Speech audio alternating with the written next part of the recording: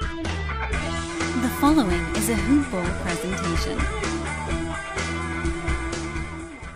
Hello and welcome to the Box Score Breakdown Show, brought to you by Hoop Ball.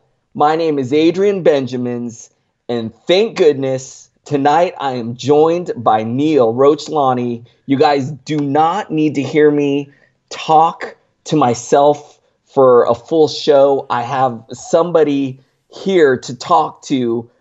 Neil, thank you for being here, brother. How are you? I kind of wanted to skip the show and have you talk to yourself for another night. I thought you did an amazing job. Oh, I love your pace. I love your enunciation. It's something that I'm trying hard to get better at. I feel like I mumble constantly and use those filler words all the time, like I just did. So, can I tell you how much that means to me to hear you say that, Neil? I'm not joking, because when I was done with that show and I posted the show, number one, posting that show was the scariest thing I've ever done. I think I had my finger on the trigger and I just held it there because I was like, maybe I should just record this whole thing over. And when I sent that show out into the world, I thought to myself, am I going to lose every Twitter follower that I have? Am I just going to completely lose all credibility? Am I going to get an overflow of negative comments? Because I'm telling you, man, it is really scary doing a show by yourself. When you have someone to talk to, the show just flows. The conversation flows. We can bounce ideas off each other while you're talking. I can look stuff up and it helps me gather my thoughts. And I'm telling you, man, I am new to the solo thing. It is not easy to do. Yeah, I feel you. I've had my own moments of re-recording. I will say I've done just on the few minutes I do when I do it alone after you have to sign off, and I do the last game or two. So it's just for people I'm self-conscious, so it just feeds right into that self-consciousness. But anyway, we can get past our neuroses for a minute and move on to some basketball because we've got a lot of games to talk about. Neil, this might be the longest box score breakdown show in the history of hoop ball because we got 13 games tonight. So much stuff to talk about, man. Some ginormous lines. The NBA is going to be closed tomorrow, and it went out with a bang tonight. And Neil, we have so much to talk about. I'm afraid that we're going to miss something. So should we just dive into this, man? Because this is going to be a long show. Yeah, we're trying to keep it as brief as possible, but let's start with the box scores and see how long this takes us to walk through and provide some of our insights that as we see fit. So you want to start us off? Sure thing, man. What's the first game? I've got Indiana-Charlotte was the first one to tip off. That's what I got. I'm going to jump right in here. Charlotte getting the victory 127-109. I'm going to start with the Pacers because they're just the first team up on my screen. So I'm going to start with Bogdanović, man. 20 points, 4 assists, 3 rebounds, 4 threes tonight. Shot a pretty efficient 6 of 9 from the field, 4 of 4 from the line.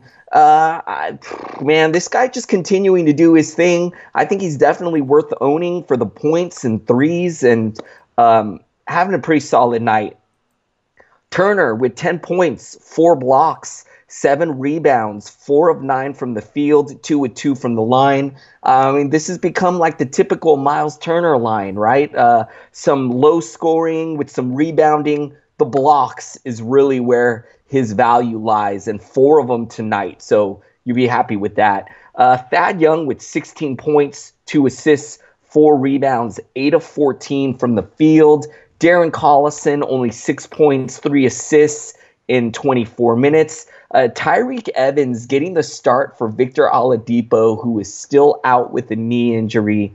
12 points, 3 assists, 3 rebounds, 2 threes for Tyreke, 4 of 8 from the field. Pretty good game from him. Sabonis tonight, 19 minutes, 15 points, 2 assists, 6 rebounds, 7 of 8 from the field, a 3. I believe he left this game with a minor injury. Off the top of my head, I want to say it's an ankle. Hang on, an ankle injury. He was available to return, but this may have been why he only saw, for sure, this is why he only saw 19 minutes tonight. So do not worry about Sabonis. He has been great this season. Off the bench, McDermott, he added a scoring punch with 15 points, 3 threes in 26 minutes. Not too much else to talk about here, Neil. What are your thoughts on the Indiana Pacers? Yeah, tough game tonight without Oladipo. Basically got run out of the gym. Wasn't as close in the second half, or it wasn't that close in the second half, and a lot of these minutes reflect that.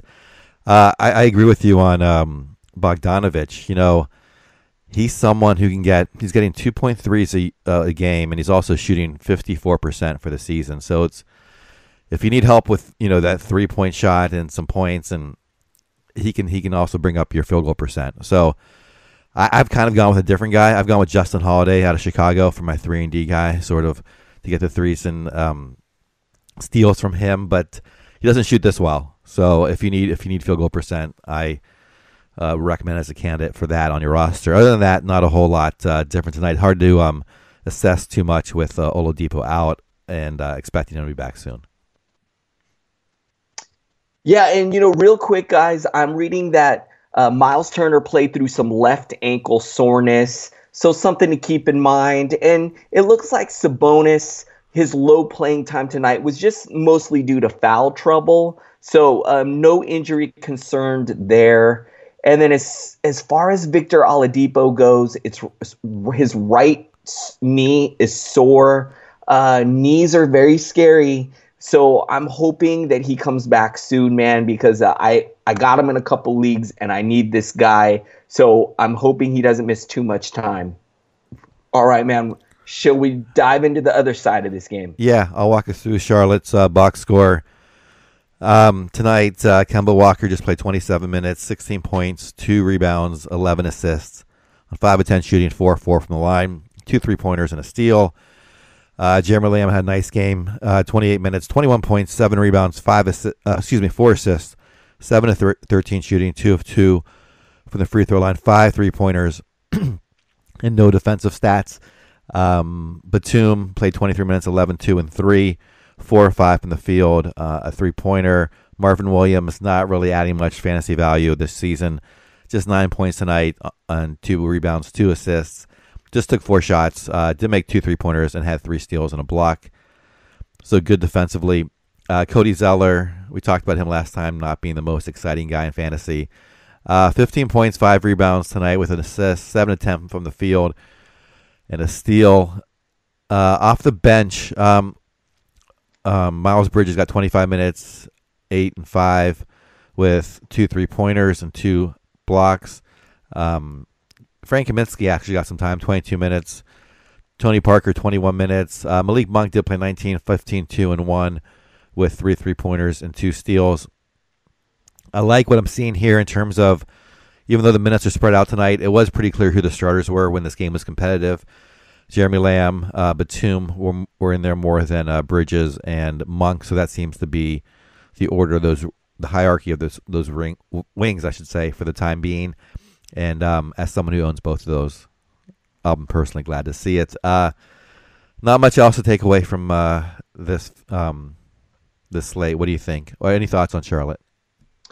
Want to add that Marvin Williams got kicked in the face in this game, left the game in the third quarter. So, I don't know if it even matters because he got 23 minutes, and a lot of the starters like Nicholas Batum and Cody Zeller also got 23 minutes. I'm hearing that the Marvin Williams thing, he's not going to need to go through the concussion protocol, so he'll likely won't even miss any games. And, Neil, I gotta be honest with you, man, this team's kind of a little frustrating for me for fantasy. I mean, they've got 9 guys that played over 20 minutes, and that's with no Kid Gilchrist, no Hernan Gomez. It's like it's the the production is spread out over such a large group of guys. I've been hanging on to Cody Zeller and stashing Bridges in quite a few leagues. I'm kind of ready to move on, man.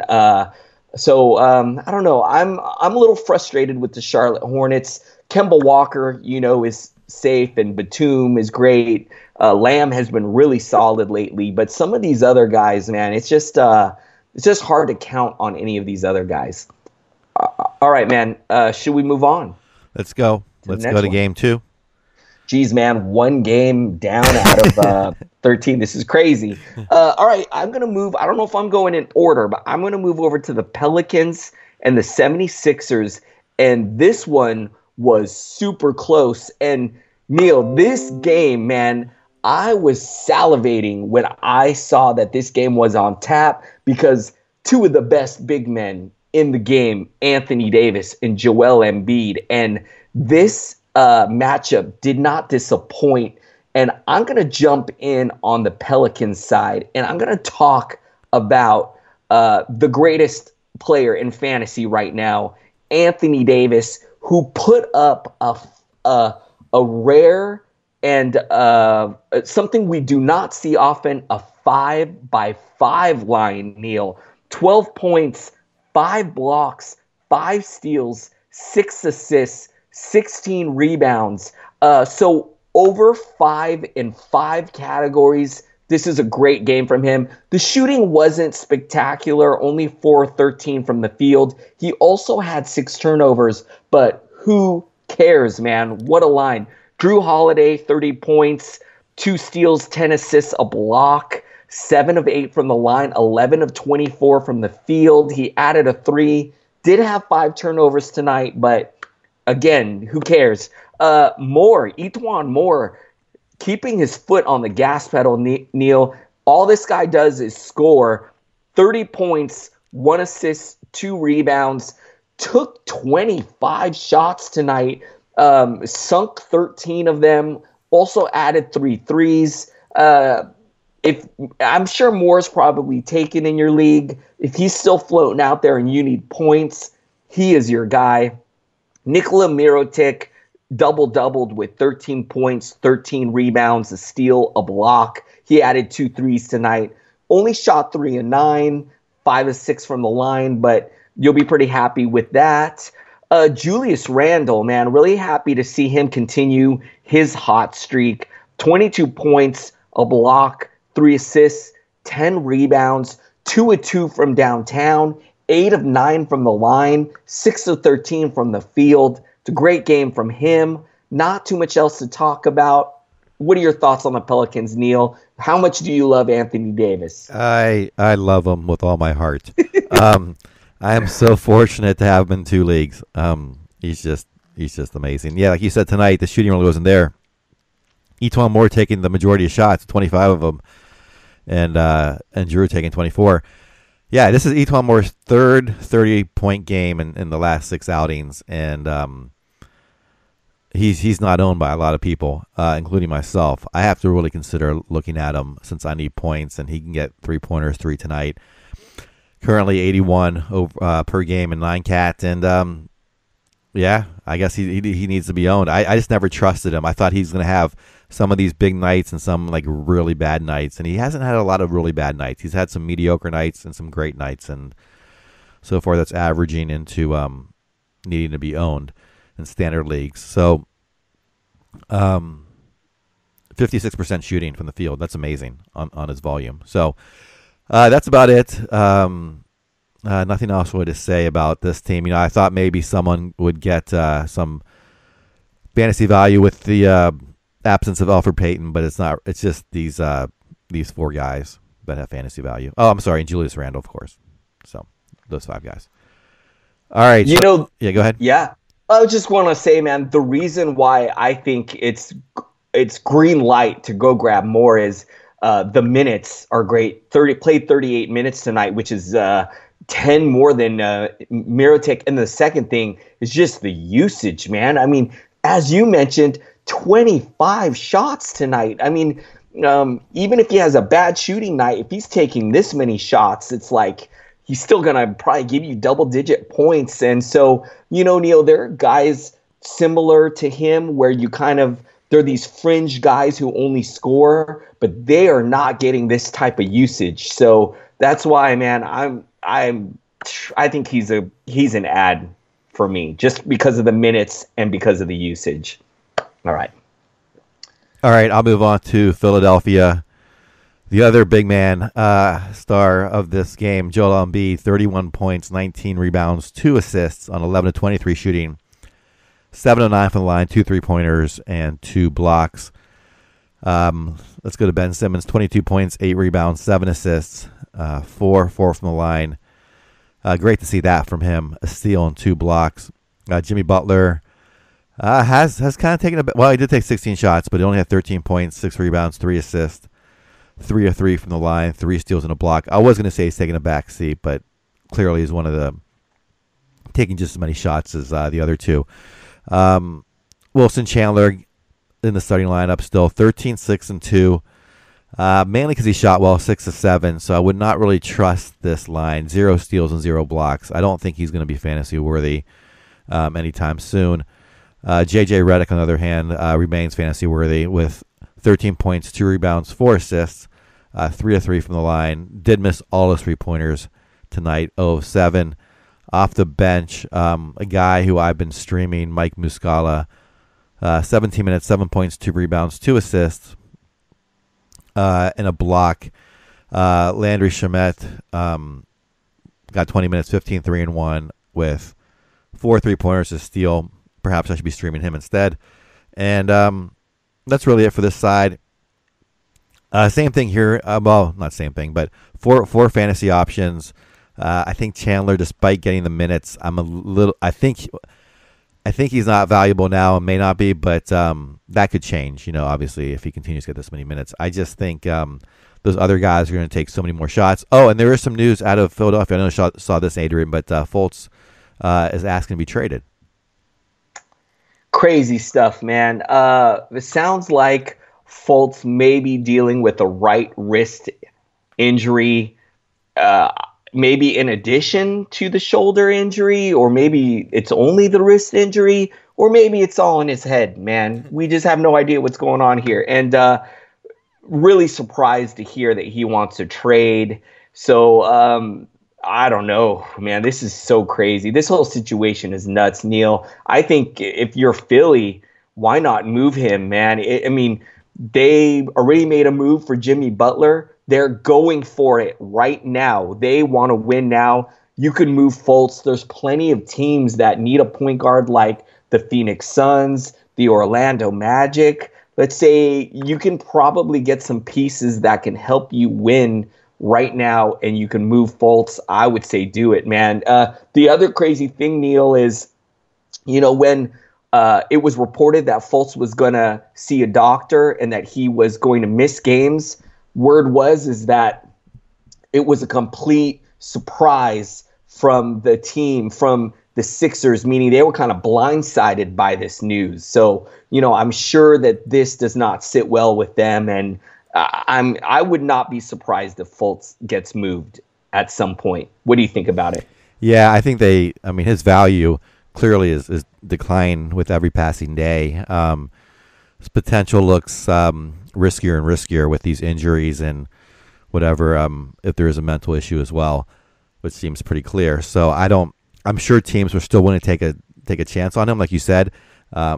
The upside is still, but the potential is still there, but that's diminishing, and it could be much worse, 6 months from now in terms of his trade value. So yeah, I would do it as soon as possible. And now with Butler on the team, obviously they really don't need Fultz to really be much of a producer. And just what a disappointment, Neil, for a team, the Sixers, who moved up in that draft to get him. I believe they had like the 3rd or 4th pick. They gave up a draft pick to Boston to move up to number 1 to get this guy. They thought that this guy was their point guard of the future. And what a crazy situation and what a disappointment if you are the Sixers, just to see how this panned out, man. All right, I'm going to move on to the next game. I think I got the Raptors and the Hawks. I hope I'm kind of on the same page as you as far as games that are up. This game, 124 to 108. Raptors, best team in the East, going up against maybe the worst team in the East. Atlanta Hawks, 3-15. So not a surprise to see the Raptors get the win here. Gonna start on the Raptors side. I'm gonna start with no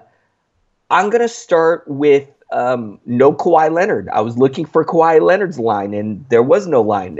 He was out tonight with rest. Gonna look at Van Vliet, who had 11 points, 6 assists, a rebound, played 36 minutes, getting the start here with Leonard out of the lineup. Kyle Lowry with a huge triple-double tonight, 21 points, 17 assists, 12 rebounds, 3 threes. Kyle Lowry also shot a nice 7 of 12 from the field, 4 of 4 from the line.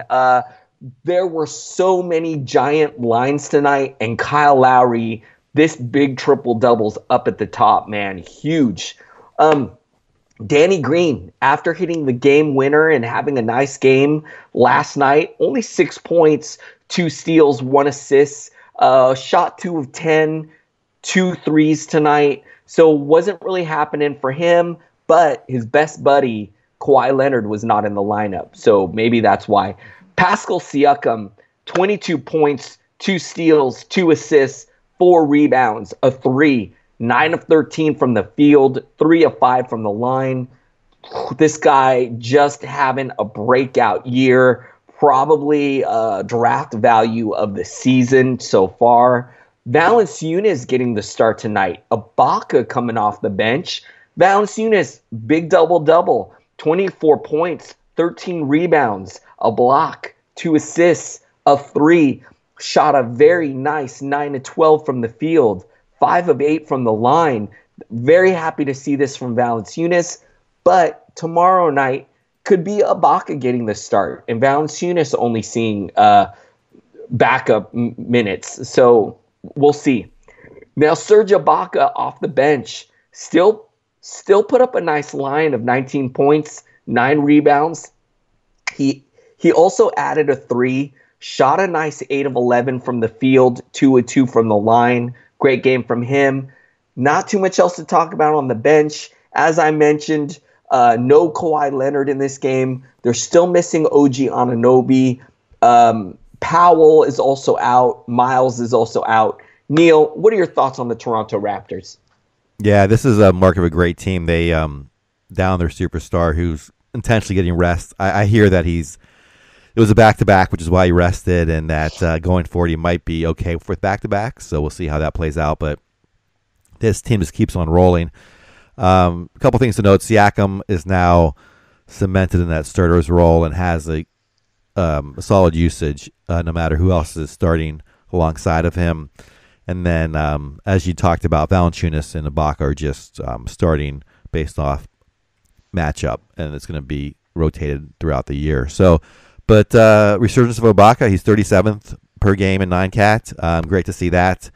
Valanciunas a little below his draft value at 80.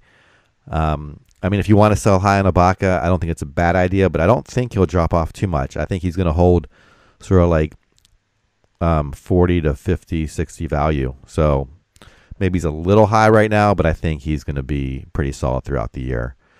That's what I got on this team. And other than, as you said, Kyle Lowry, he's someone who it's one of those things when you pick up someone and they win you a league, like you love them forever. So that happened to me and Kyle Lowry like 5 years ago. And I got him and he helped me win a league. And ever since then, I've been a huge fan of his. So happy to see him. And I'd love to see him get a championship. He's just one of those guys I just love to watch playing. So anyway, that's anything else, or should I move over to Atlanta? What happened with the Hawks? All right. Well, the Hawks, let's see. Let's start off with Trae Young. He played 22 minutes. Just only took 7 shots, 6 points, a single rebound, only 5 assists. So kind of a low form tonight. 1 steal, no 3-pointers. John Collins back in the starting lineup. Played 27 minutes, 6.6 rebounds, 4 assists. Just kind of had a rough night out there. Toronto's such a really good defensive team. Taurean Prince, 25 minutes, 12 points, no rebounds, 3 assists, 3 of 11 shooting, 2 3-pointers, and a steal and a block. He's holding at, I'm seeing 90th value in 9-cat, and will probably be somewhere between 80, maybe by the end of the year as he gets a little more run.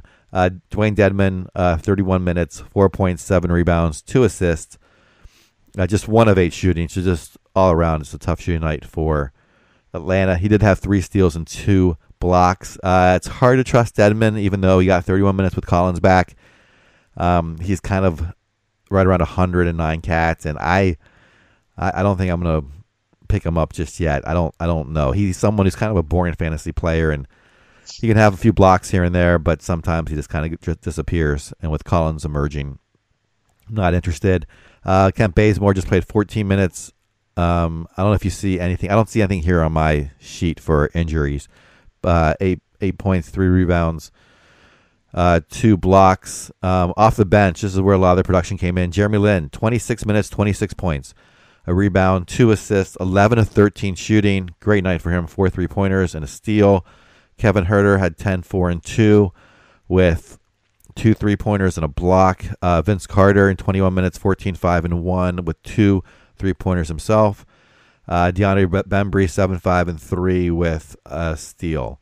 And then the guy you had mentioned the other night is a deep league player, Justin Anderson, or a potential, I should say, deep league player. I don't want to misquote you. 6 points, did have 2 steals and a block, so good defensive stats there. And even a Plumlee got in the game tonight. 7 points, 2 rebounds, 2 assists. I think this one's named Miles. That's it for Atlanta. Not taking much away from this game. Trae Young's going to have a lot of duds. He's going to have some great games like last time. John Collins, if the fantasy owner somehow wants to bail after 1 game back, I would pick him up. This guy's going to be great the rest of the season. Just a really tough matchup against a great Toronto team. And that's all I got. Your thoughts on the Hawks? Neil, I think you nailed the nail on the head.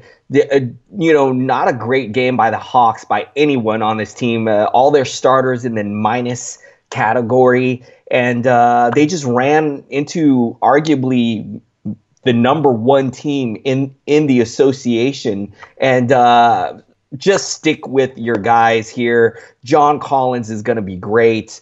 Taurean Prince, solid.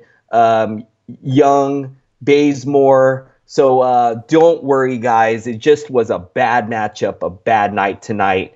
The Hawks will be fine. All right, I'm going to move into the next one, man. The next game I got up is the New York Knicks and the Boston Celtics. And shocker, man, the Knicks getting a victory over the Celtics. I am shocked. And I'm going to look into the Knicks, Neil, and I got to talk about Trey Burke.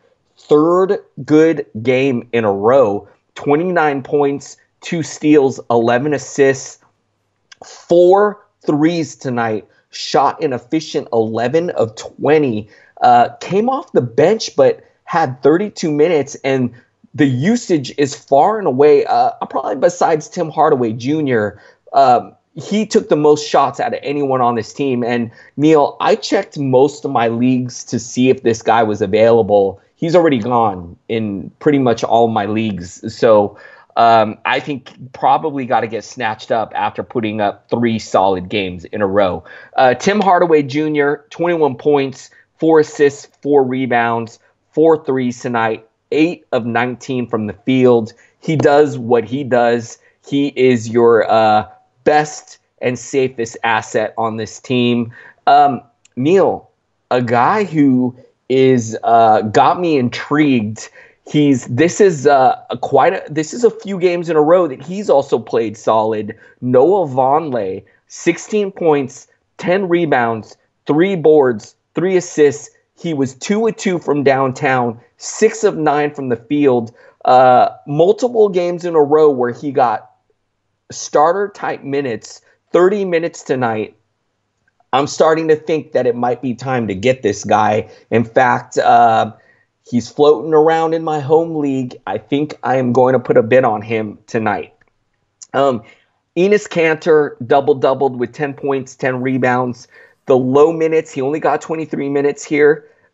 It's a little disappointing, but I think Cantor will be okay. Moutier, who's been playing pretty good, got the start, but didn't happen for him tonight. Only 5 points in 20 minutes, 2 assists, 2 rebounds, and a 3. Mario Hezonja, we can continue to ignore. Got the start here, but only saw 13 minutes for 3 points, 2 rebounds, and steal. Off the bench, I already talked about Burke. Ntilikina, 6 points in 27 minutes. Kevin Knox, didn't start, but really happy to see him get 26 minutes and really happy to see him get 9 rebounds. One of the biggest knocks on Knox is that doesn't do too much else other than score. So I really hope he can continue getting rebounds. And he also added 11 points, 2 threes tonight. So I hope he can kind of gain momentum here. Mitchell Robinson, just not happening for him. Could also have gotten in foul trouble tonight. It looks like he had 4 fouls. Only played 16 minutes for 8 points. Did have 6 blocks and 4 rebounds. So, Neil, you kind of get an idea of if you doubled his minute total tonight, of his upside, man. If he can put up 8 points, 6 blocks, and 4 rebounds in just 16 minutes, think what he could do in starter minutes, man. But is he ever going to get those starter minutes? We don't know. Trier, who's been a popular pickup, only saw 15 minutes for 8 points, 3 assists, and a rebound. He added a 3. Not too much else off the bench here. Neil, what are your thoughts on the Knicks? Yeah, this was an interesting night for many reasons. One, you talked about the crazy win on the road up in Boston. For one of what we thought was another one of the worst teams in the East, to go against another one of the best teams in the East. So up until tonight, it was just Hardaway and Cantor, who I trusted. Robinson, a potential stash for later in the year because, like you said, if he ever gets those minutes, watch out. But tonight, I think after tonight, Vonleh and like you said, Trey Burke, I've got to at least consider picking up. I need a point guard to stream, and my God, this guy over the last 4 games has just been phenomenal. I don't know if he's out there in all my leagues, but I imagine he still is in some. He's 165 still season to date in the 9-cat. And Vonleh's 125. I will say that, it's just been a couple games for Vonleh, and it's been, I think, 3 or 4 for Burke. So this trend could reverse pretty quickly. But right now, they both look like they can be streamable for the foreseeable future and perhaps starters. And before I was watching Trier and Dotson, and obviously those guys have just not really continued to build momentum. So, but right now, yeah, Vonleh and Burke are the 2 guys that maybe I take a chance on, or maybe I wait one more game. It's hard to say. I just don't trust the Knicks, and I just don't have a good feel for this team. So, super quick, just want to add, just as you just said, the Knicks are very volatile, man. So when I say maybe go get Vonleh, this is very speculative. Could be possible that Vonleh gets benched for Kevin Knox in this next one. But look, guys, 3 games in a row that Vonleh has seen over 30-plus minutes. Vonleh in the last game, which was just last night, had a 14-point, 14-rebound double-double. Another on the 21st. I'm sorry, today is the 21st. Yesterday had a 14-point, 14-rebound double-double. Double-doubled again tonight. So I think, the fact that he's gotten 3 games with over 30 minutes, the fact he's had 2 back-to-back games with double-doubles, you got to act quick, guys. And so go jump on this guy. But just as Neil said, you can't really trust anything that this team does. So just know if you're making an ad with the Knicks, nothing is safe. All right, man. All right, yeah, that's a great point. I'm going to hop over to the Boston side. The new look Celtics with Hayward now coming off the bench. We'll start with Kyrie Irving, 22 points, 6 rebounds, 13 assists. Did struggle, though, not very efficient. 9 of 25 from the field, 2 of 2 from the line, 2 3-pointers, 3 steals, and a block. So besides the inefficiency, had a very strong night. Horford, 19, 7, and 5. Was efficient, just 11 shots, 2 3-pointers, a steal, and 3 blocks. This guy is still producing at his advanced NBA age. Jason Tatum, 15 points, 8 rebounds. Not much else tonight. It had a 3-pointer. Aaron Baines gets to start at center. I guess for the matchup. I'm not sure exactly why, but anyway, he got 12 minutes. Didn't do anything fantasy worthy. Jaylen Brown starts as well. Gets 11 points, 5 rebounds, and 2 steals, 2 blocks. Off the bench, Hayward had a really good fantasy night. 19 points, 7 rebounds, 3 assists, 5 of 5 from the line, 2 3-pointers, and 2 steals. Likewise for Marcus Morris, 21 points on 30 minutes, 8 rebounds, 4 assists, 4 of 4 from the line, 3 3-pointers, and a steal. Marcus Smart got 20 minutes, but had not much to do about. Same with Terry Rozier and Daniel Tice. I think Hayward got 32 minutes off the bench, so from a fantasy perspective, I don't think it really matters if he starts. I think this kind of line, 19, 7, and 3, is kind of what you were looking for after a slow start with 2 steals and perfect from the field. From the free throw line. And then the other player that on this team that I like is Kyrie Irving. Other than that, Horford's solid. I wouldn't trade for him, though, because he's going to have some down nights, but he's going to be consistently kind of like a middle-of-the-road type player. Tatum and I think Brown are a little bit Brown's outside owning right now, and Tatum I think is a little overvalued. So that's my thoughts on Boston. What do you think?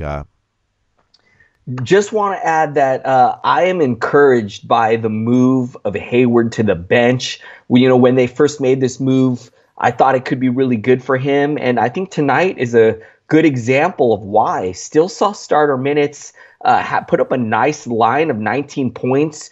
Still the usage is there, took 14 shots. So gives him a chance to regain his confidence off of the second units of other teams, which I think is going to be really good.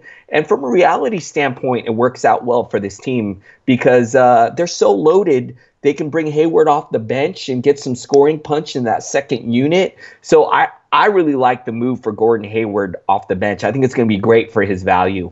All right, man, let's move on to the next one. Next game I got up is the Los Angeles Lakers and the Cleveland Cavaliers. And this game, Neil, of course, everybody was really excited about the return of LeBron James to Cleveland. And this was a very close and exciting game. And I'm going to start with the Los Angeles Lakers, and I got to start with the King. 32 points, 14 rebounds, 7 assists, a block. He went 8 of 12 from the line. He added 2 threes, shot 11 to 12. Beautiful game from him. Neil, a lot of the scoring was evenly distributed amongst this Laker team. Ingram had 14 points, 3 assists, a 3, 5 of 10 from the field. Lonzo Ball, beautiful game here. 15 points, 6 assists, 7 rebounds. He added a 3, 7 of 11 from the field. I hope he can keep this up. Kyle Kuzma with 12 points, 2 blocks, 5 rebounds, 2 threes tonight, 4 of 9 from the field. JaVale McGee, nice game from him with 12 points, 3 blocks, 2 assists, 5 rebounds. I was very happy to see him close the game tonight over Tyson Chandler. McGee also shot a perfect 6 of 6 from the field tonight. This is what I envisioned when they added Chandler, man. Chandler getting 19 minutes, JaVale McGee getting the 25 minutes and the starting role. This is what I thought would happen. Off the bench, Caldwell Pope with 13 points. Hart, man. Neil, I get asked quite a bit about Josh Hart, mostly comparing him to other guys that are worth a pickup. And man, 21 minutes off the bench with Rondo out of the lineup. This is really tough to see. Only got 4 points in that 21 minutes. I don't think it's happening here for Hart. I think in standard leagues, I would not mind dropping him to pick up a hot ad. That's all I got, Neil. What are your thoughts on the Los Angeles Lakers? Yeah, like you said, a big anticipated night for the Lakers coming back, or LeBron coming back to Cleveland. And he delivers yet again. He's been doing it now for, 15 years? It's crazy. Anyway, I agree with you on the McGee-Chandler split. I think McGee's going to end up with around 14, 7, and 2 blocks for average. That's what at least I'm projecting him at. Good to see Lonzo Ball have a solid game, 15, 7, and 6, as you talked about. Ingram, man, though, I've got him on a roster for whatever reason. He's 203 and 9 cap, but he just he passes the eye test for me, but he doesn't do anything fantasy worthy at this point. There are much better players available, so I'm going to have to kind of part ways with him pretty soon. Maybe I'll pick up Vonleh or Trey Burke. Maybe I'll take a chance on one of those New York guys. Anyway, like you said, Josh Hart. I mean, he's hanging in the top 100, but I think this is you may have to part with him at some point. It's just not looking great for him in the last few games, and it could be he could really just drop off pretty quickly here. So, hey, real quick, Neil, because I don't want us to get torn apart by missing anything. I am seeing that Josh Hart did suffer an ankle tweak in the fourth quarter of this game. Now, I'm not sure. Maybe that contributed to Hart only seeing 21 minutes. But so keep that in mind, that Hart did play through an ankle tweak. So, maybe stick with Hart. But I'm telling you, Neil, I would make the switch on Trey Burke or any other hot free agent guy that we've been talking about. All right, man. All right, let's go over to the Cleveland side. Couple of names to talk about here. Cedi Osman has a very solid game, plays 42 minutes, 21 points, 7 rebounds, 2 assists, and a block. Another storyline to talk about here. David Nwaba gets a start, but just plays 24 minutes. Out there really to guard LeBron, and tough night doing it. He had 7 points, 3 rebounds, and an assist. Just 1 of 6 from three-point land, and I had a steal. Tristan Thompson. Now, this guy's been the double-double machine. 14 points, 15 rebounds. Did struggle a bit from the field for a big man. 7 of 17 shooting, and did not get any defensive stats. Colin Sexton, someone both you and I like as a reality player, and we're thinking those fantasy stats are going to translate at some point. Tonight's struggle from the field. 5 of 17 shooting. 12 points, 3 rebounds, 2 assists, and no defensive stats. Off the bench, Rodney Hood starting 34 minutes, 9 points, 4 rebounds, 1 assist, and a steal and a block. Jordan Clarkson, I was going to start this guy because of this whole revenge game factor. 20 points, 2 rebounds, 5 assists. I have no idea if that's real or not tonight. It seemed to work out 4 3-pointers. And then Larry Nance Jr., someone that's so frustrating to own, Adrian. I don't know what to do about this guy. I mean, I'm in an unlimited games play, so I'm starting him every game. But tonight, just got 18 minutes off the bench, 7 points, 9 rebounds, 5 assists, a steal. So not horrendous, but certainly not what I'm expecting from him with Love out and the rebuilding mode they're in. So not much else. Korver got 18 minutes. Harrison played 12, and not at all looking at Nwaba yet. I mean, in terms of adding him, looking at him just to kind of follow what he's doing. I think Cedi Osman's been dropped in some leagues. I think between him or Sexton, I'd probably go with Osman rest of the year. I don't know if you have a different opinion on that, but both those guys I think could have value certainly in the second half of this season. Neil, Cedi Osman has been dropped in a few of my leagues. I went ahead, I snatched him up because coming into the year, I was high on Osman. I still believe in him, and I am really happy to see him have the game that he had tonight. You guys, if he's still floating out there, I would recommend grabbing him. Even in standard leagues, I would grab Cedi Osman. I think his outlook is going to be just fine for rest of season. He's starting. As we saw tonight, saw 42 minutes, good usage. I like his stat set, the 7 rebounds tonight. He added 5 threes tonight. You guys, go get this guy. Neil Sexton, you and I talk about this guy so much. I said it was going to be a rocky road with him, and games like tonight is why. He's just going to have nights like this where he's going to shoot poorly. And then the other problem is he doesn't go big in a lot of these other stat categories. Only 2 assists, no defensive stats. So nights like this are going to happen, but I'm still sticking with him where I got him. And then lastly, Neil, I want to touch on your Larry Nance take. Man, it is getting really tough to own this guy. And, I chalked it up earlier, Neil, to him starting the year with an injury. But man, he's been playing now for a while. I'm over that narrative, man. He needs to start bringing it. And the minutes are wanky. The usage is up and down. I just don't know if we can trust this guy. There's some hot guys to pick up right now. So I can't blame you guys if you want to move on from Larry Nance. The guy that I was watching closely coming into this game was Nwaba. Was really happy to see him get the start. Neil, we've seen him in seasons past put up some decent fantasy value. We know he's got a really fantasy-friendly game because he can contribute in multiple categories. Didn't happen here tonight, but I'm keeping my eye on this guy. If he's going to continue to start and see decent minutes, I think he could be worth a look in deeper leagues. So keep an eye on this guy. All right, Neil, any closing thoughts here? No, I'm ready to move on. Let's do it, dude. We still got so many games, man. I know. How are you doing on your time? Hey, we're bumping it up against your curfew. Neil, I'm on holiday, man. Forget my curfew. If my wife is out in the other room, I don't care if she's mad, man. We don't go to work. No work tomorrow, Neil. We're gonna sit at home and eat turkey all day, man. Let's go. Let's do this. Where are we going next?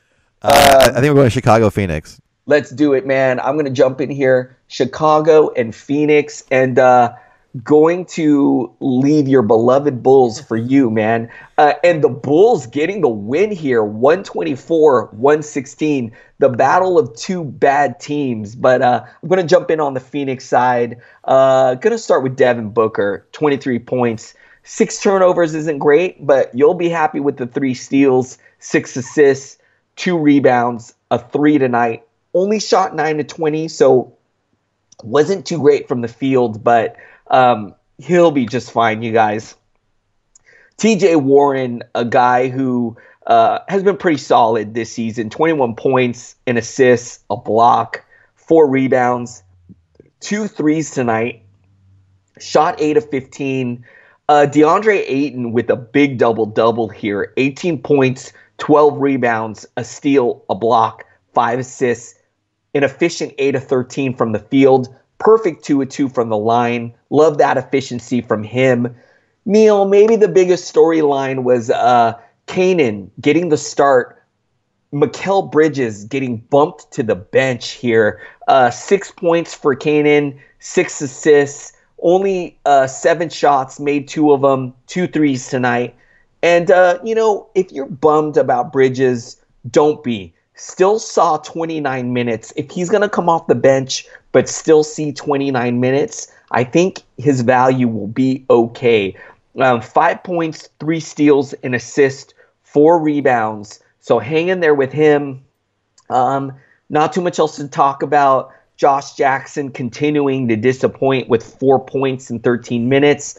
Rashawn Holmes, a guy that I love that he took 11 shots, went 7-11 for 14 points, but I would love to see his minutes come up. I just don't trust him in only 15 minutes, which is what he saw tonight. Jamal Crawford, 16 points in 21 minutes. So they got some nice production off of the bench here. Neil, what are your thoughts on the Phoenix Suns? Yeah, I mean, I wish I would have picked up TJ Warren. He is just such a great player, and he really wasn't getting into those starters minutes, and now is just playing like we expect him to. He has just risen up to 34th overall in 9 cap per game. Just amazing.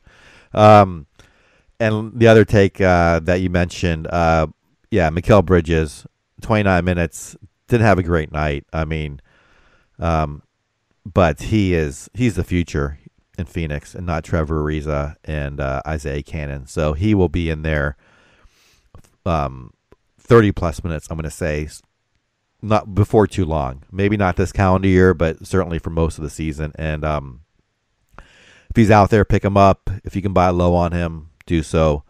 I'm not saying he's going to be, top 50 or anything, but right now he's 130 overall, 9 cat per game, and I see him well inside top 100 by season's end. Love that take on Mikal Bridges. And Neil, don't be hard on yourself on missing out on TJ Warren, man. Coming into this year, the Suns were loaded on the wing. Everyone thought that Josh Jackson was going to make a leap, with also Mikal Bridges there. And with they added Trevor Ariza. I thought TJ Warren was going to be that guy in the Josh Jackson role, only seeing 10 minutes or 13 minutes. So just a shocker that TJ Warren has been able to be such a solid contributor and start and see such good minutes and usage. So I think a lot of people missed out on that one, man. Yeah, we'll see if I can somehow get him in one of my leagues. I really like him. But it's way too he's way too high to try to trade for. Anyway, moving on to Chicago side, the winning side, my Chicago Bulls, 124 points tonight. Let's start off with Wendell Carter Jr., 22 minutes, 14 points, 5 rebounds, 2 assists, 6 of 9 shooting, and a steal, no blocks tonight. Zach LaVine led the team with 20 shots, made 10 of them, got 29 points, 1 rebound, 6 assists, 8 of 9 from the line, a 3-pointer and a steal. Ryan, I'm going to butcher his last name, but you know who I'm talking about. Got the start at point guard. Chef can say his last name perfectly. That guy is... I'm so jealous of his pronunciations. Anyway, 3 rebounds, 3 assists, 14 points, 5 of 7 shooting, 4 3-pointers, 2 steals. Jabari Parker, someone I'm still holding on to a league because of games like this until their A team sort of gets back healthy. Tonight he had 20 points, 13 rebounds, 8 assists, 6 of 10 shooting, 8 attempt from the line, 2 steals. Justin Holiday, actually currently their number 1 player in fantasy in terms of 9 cat. I'm guessing Levine is up there in 8 cat, but Holiday tonight, 11 points, 4 rebounds, 1 assist on 4 of 8 shooting. He is someone I'm streaming because of the 3 3-pointers tonight, though no defensive stats. And then off the bench, Blakeney got 25 minutes, 14, 1, and 0. Not really worth owning in many leagues. Shaquille Harrison, 18 minutes, 9, 4, and 4.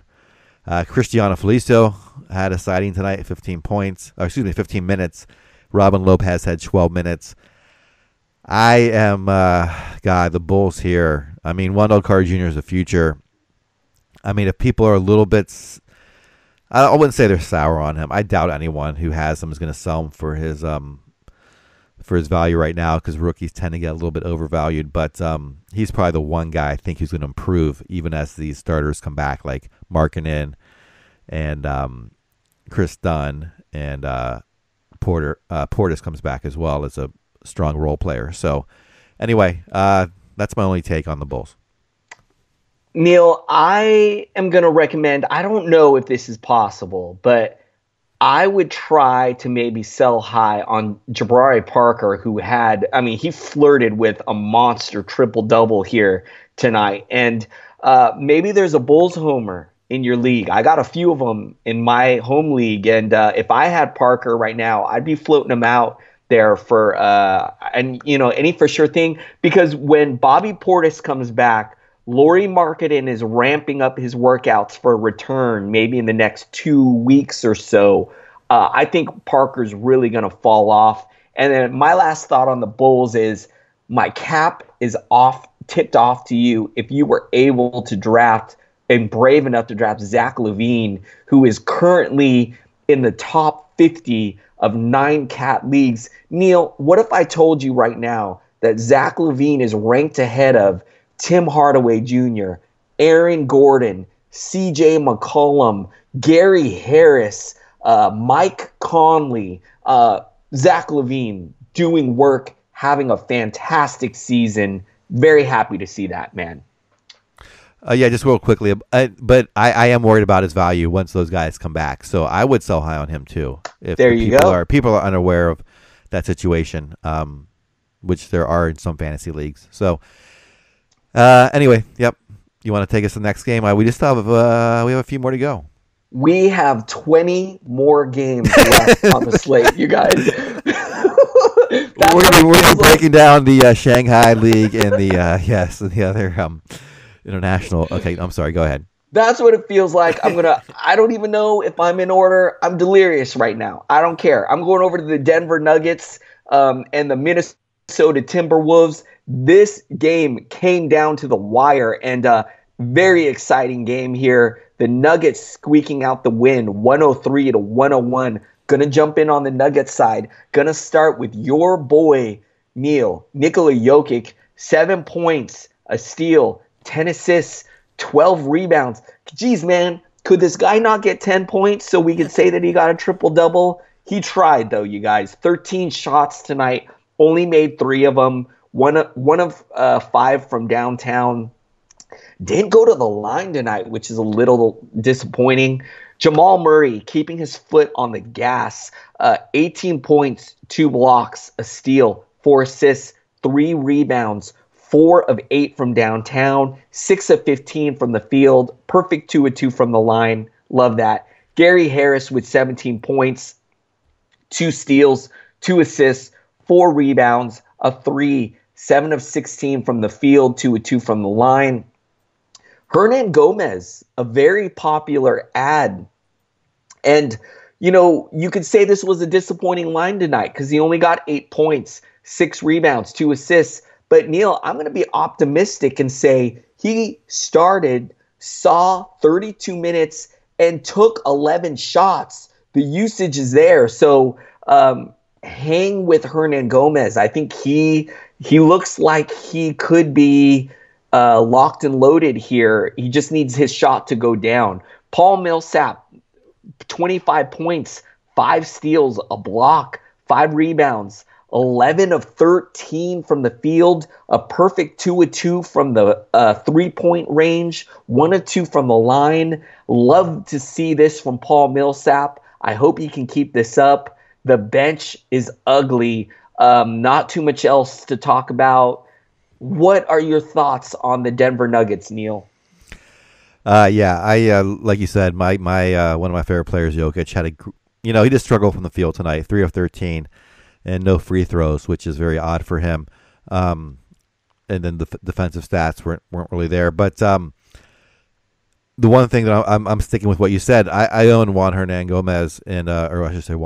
Gomez, and he's a 50% field goal shooter through the year, and so he's struggling the last 2 games, 3 of 11 tonight, and just not getting much defensive stats. But this guy can he can shoot around 50%, get 2 or 3 3-pointers, get a half dozen rebounds, a couple assists, and then maybe pick off a steal or a block a night. So I think he's going to be around that 100 value even when Barton comes back. So he's someone I'm hanging on to for the time being. I think it's just a matter of time, unless something drastic changes and they change their lineup again. But if this is what they're going with, and I don't see why not, they've done pretty well recently with him in it. So I'm sticking with him and seeing how it plays out.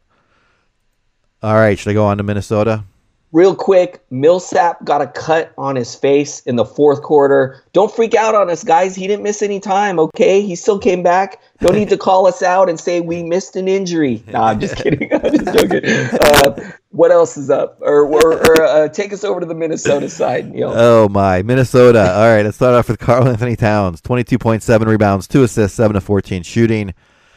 7 of 9 from the line, a 3-pointer, no steals, no blocks. Andrew Wiggins, 13 points, 5 rebounds, 2 assists, 1 of 5 from 3-point land. He has been interesting since Jimmy Butler's left. Someone that I am very curious in is Jeff Teague. Tonight, he struggled. He didn't struggle shooting. He didn't take many shots. Just took 5 and made 2 of them. 7 points, 2 rebounds. His assists have been very good, though, since coming back. Tonight, he had 8 of them and 2 steals. And then let's see who else. Oh, Robert Covington, 16 points, 4 rebounds, 6 of 12 shooting, 4 3-pointers, 2 steals. His value has held up and perhaps has gotten even better since the trade to Minnesota. Taj Gibson, not so much. Just 19 minutes tonight, 7 points, 4 rebounds, 1 assist. We weren't a podcast trying to drop him right away, but this could be ultimately a drop for Taj Gibson if it doesn't turn around quickly. Off the bench, Derrick Rose played 29 minutes. He has been doing just fine. 20 points, 4 rebounds, 4 assists, 6 of 6 from the line, 2 3-pointers and a steal. Dario Saric, this guy may be worth owning. 12 points, 7 rebounds, 3 assists, 3 of 3 from the line, 3-pointer steal. If you're in a league where you have to get ahead, be much ahead of the curve, maybe you do go ahead and pick up Saric for Gibson at this point, or pick up Saric because he could flirt with that top 100 value, but I don't think he's ever going to be too high up there. He just may get around 30 minutes a night and put up these types of numbers consistently. Not much else from tonight. I'm taking away. Wiggins is kind of back to his normal sort of production, kind of inefficient, getting decent points, but not really efficient, and just a smattering of other categories. Still, it's not someone I really like to own because of his deficiencies in percentages. What are your thoughts? Man, I'm really disappointed in the Taj Gibson, Dario Saric situation. I feel like they're kind of canceling each other out. It was Dario Saric tonight, and if I had to lean between the two, I would pick Saric. But Neil, I got a buddy in my home league, and it's a 14-team league. It's a deeper league where he had Gibson and Saric before the trade and was really relying on both guys. So I feel bad for my buddy because now he can't really count on either guy, maybe more so on Saric. But anyways, it's kind of a disappointing situation. And you pretty much covered everything else, man. The last thing, and this is for you mega deep league and dynasty players, really disappointed to see Josh Okogie, who was seeing decent minutes and was a solid contributor early in the season, not even in the rotation anymore. So that's a little disappointing. But that's all I got, Neil. I'm going to move over to the next game because we are going to hit the 2-hour mark on this podcast, man. Going to jump over in the Detroit Pistons and the Houston Rockets game. Another close game. It was the Rockets edging out the Pistons 126 to 124. I caught a lot of this game, and it was a really great game.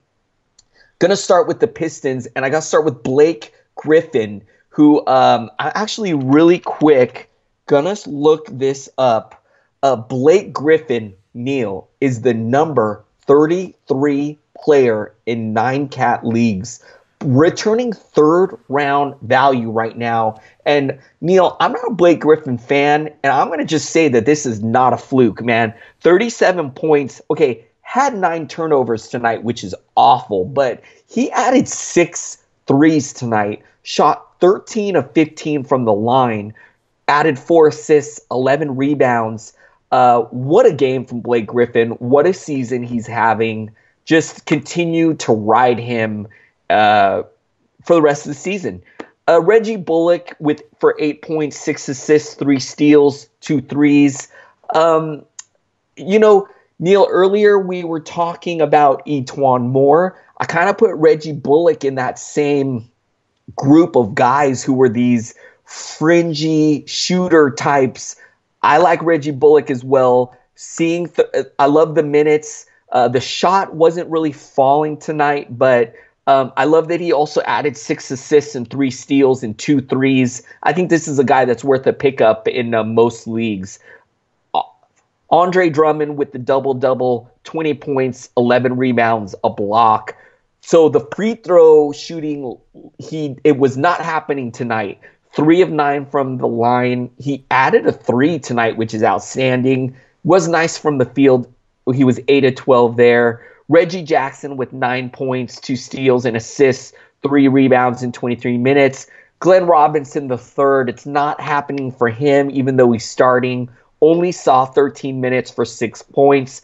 Off the bench, it was Ish Smith with 11 points, 4 assists, 2 rebounds. Langston Galloway with 13 points and assists, 2 rebounds. Stanley Johnson with 10 points is nice. Not too much else here. Don't really trust any of these guys off the bench. Neil, what are your thoughts on the Detroit Pistons, man? Yeah, just with your take on Reggie Bullock, I do. I think for me, I'm still watching him. I'm not ready to pull the trigger yet. He could get there, someone I ultimately pick up, but I do like his ability to shoot the threes at an efficient rate. Although this year his field goal percent has really been off, so maybe that'll turn around some. Not much else here. Blake Griffin, like you said, 33-9 cat. I can't get the 8 cat because if I do that, I might ruin this recording. So I'm not gonna try to change my screen. But he's even higher. And I like you said, ride him. I mean, I'd be a little tempted to, if you can sell him for his current value, I would. 'Cause I'm really worried an injury is coming for this guy. It may not happen. I mean, it's not guaranteed or anything. It's just the risk's a little high for me. I think it might be tough to sell high on him because his ADP, which a lot of players still anchor to, was not this high. So you might not be able to get that current value for him. But and if you have him, there's nothing wrong with holding him. He's gonna be fine as long as he's playing. So Neil, I just looked up his 8 cat value. It's 43, which is a little surprising to me because usually a guy like that, his 8 cat value is larger than his 9 cat value. So really surprised to see him fall in 8 cat leagues. But hey, if you drafted Blake Griffin, in fact, I'm going to just look it up right now super quick. His average draft position was, of course, as soon as I click on it, my computer decides to freeze. His average draft position was 42 in Yahoo leagues. So, he's right there. So you got to be pretty happy with how he's played, man. Oh yeah, I'll just say I did click it just to see what would happen on my screen. I got ranked 20th on a per game basis. You might be looking at the total. So yeah, because I think he did miss. Well, I got 15 games played, so I don't know what's up. Maybe interesting. So maybe I'm looking at something different. Maybe I'm looking at like last year or something. That's all right. Yeah, he's a big turnover guy. He's got almost 4 per game. So anyway, yeah, he's dominating. But the key is that he's out there to prove something this year. This team is playing pretty well. They get a really great game here, although they get the loss. I was going to say they got the win on the road, but they did not win. They lose 124-126, which leads me into Houston. You ready to move over there? Let's do it. All right. The Houston Rockets, led by James Harden, 43 points, 7 rebounds, 9 assists, on 10 of 20 shooting, 19 for 19 from the line. God bless. 4 3-pointers, 4 steals. Second best line of the night goes to Clint Capella, 27 points, 15 rebounds, 12 of 14 shooting, 3 of 4 from the line, 4 blocks. Chris Paul had 20 points, 2 rebounds, 7 assists, 3 of 4 from the line, a 3-pointer and a steal. James Ennis, 14, 2 and 0, 5 of 6 shooting with 3 3-pointers, a steal and a block. PJ Tucker, I'm seeing something happen to him, but he got 6 points, 4 rebounds, no assists. And then off the bench, Eric Gordon played 31 minutes, 7 points, 2 rebounds, 2 assists. He's been a real disappointment this year. Only took 6 shots, made 2 of them. And then Gary Clark, someone that some people have been talking about as a deep league ad tonight. 18 minutes, 0 points, a rebound, assist. So really no stat line at all. Gerald Green, someone who I thought might be fantasy worthy at some point this year. Not really contributing that much, just 14 minutes. No real fantasy stats to talk about. And that's really it for the Rockets. I'm going to just say, Gordon's been a major disappointment this year. He's someone that I picked up at one point thinking, he's going to turn around. It just hasn't happened. I mean, he's getting 32 minutes a game. He's taking, how many shots is he taking again? 15 shots a game. He's only shooting 33% on the year. And he's 226th now in 8 cap per game. That's just atrocious. This is a guy who flirts around top 100 value to 120 value. PJ Tucker is the guy there that I guess if you need a stream, as a 3-and-D guy. He's getting 35 minutes a game, shooting 45%, getting you a couple 3-pointers and like 1 point something steals, like 1.2, 1.3 steals. So not much else to say. James Harden just doing his thing as he always does. I thought he might have a little bit of a drop-off year, thinking, might be a little tired this year, maybe not take as many shots or just produce as well. But so far, he's back on top of the fantasy leaderboard, so he's doing just fine.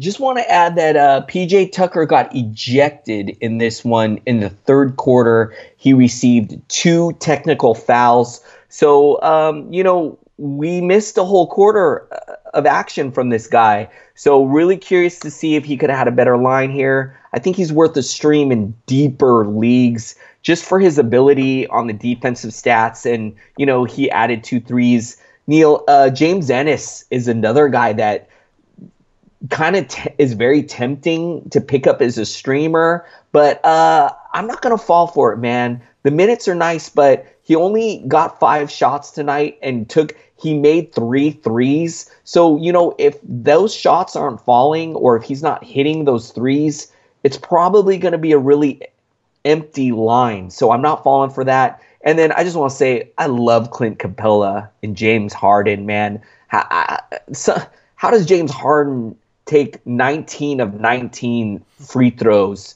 in this game? It's just unbelievable that guy gets to the line that much, and he's so efficient there. And Clint Capella, man, love this guy. Just keeping me alive in some leagues, man. Just absolutely love that guy.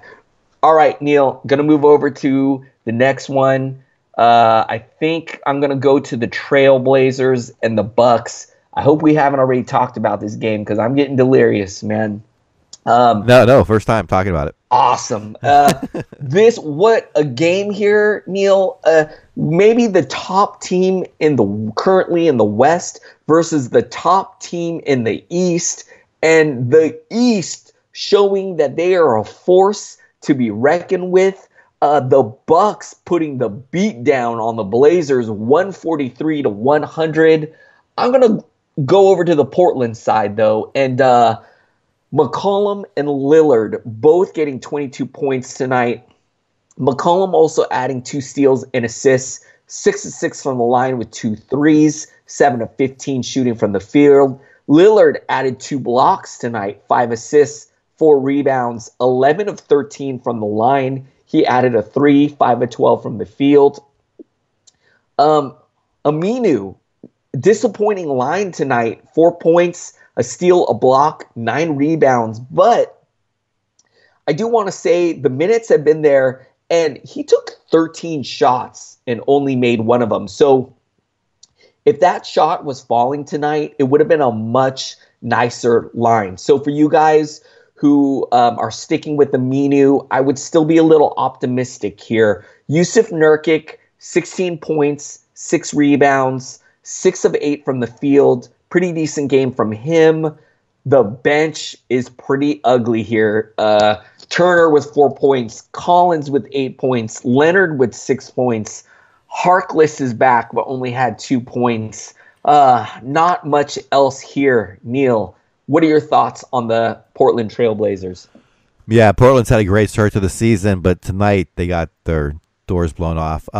Maybe you could see this coming. Milwaukee just plays so well at home, and like you said, they're one of the teams who's at the upper echelon of the league as well. So not thinking too much on Portland, except McCollum's had a little bit of bounce back. Had a great game last night, and then tonight did okay. He'll find his way back in the top 50 sooner than later. And then Evan Turner, I thought might be someone worth streamable.